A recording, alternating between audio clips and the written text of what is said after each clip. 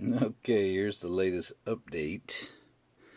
A little frustrating, but it's the things you have to deal with on these old amps. I mean, this thing puts out so much vibration that eventually things are going to break and just wear out from fatigue. Well, I put in the two caps. Thought that fixed my mosquito problem, and it did for a while. All of a sudden, the mosquito came back, which was very disconcerting. So I was having problems with my tube V1. Seemed like it was coming and going. I'd retensioned the tube socket, which I won't show you how to do that, but you have to get in here and kind of push those little contacts together. But in the process, I think I found another problem. As you can see, this contact broke. It was just, I think it was on its very last little connection there. It had been bent back and forth so many times over the 50 years, it just finally broke.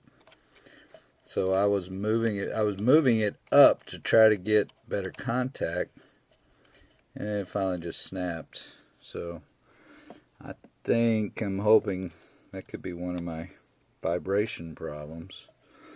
But the big deal is I have a gig coming up next week, and I'm going, oh geez, what am I going to do? So as you can see, this tube socket has been changed to the more modern twist lock.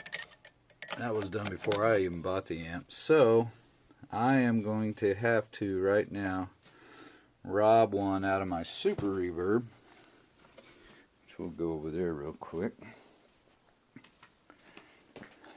and put it in until I get a new one. Here's the Super Reverb.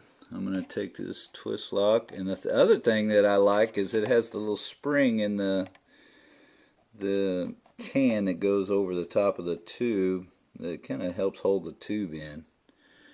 And I wish I'll probably end up changing them all into that type of socket, because I actually crammed the can on top of the tube to see if that would stop it, and it helped.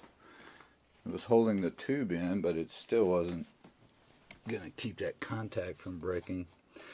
But I'll let you know how it turned out here.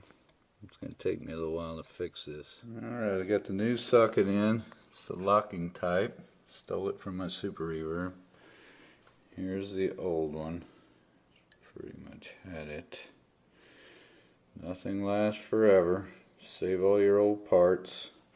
I just got to get those wires all back in the right place. Be sure you always read the schematic. I had this thing was wired by someone else incorrectly for years, and it still sounded okay. Once I switched it, it was much better, but be sure you get them all correct. Success. Yeah, let's go see if it works. Fairly simple operation. Notice how 3 and 8 are tied together, and 4 and 5 are tied together. The 4 and 5 are the heaters. 9 is the heater. 3 and 8 are the cathodes. So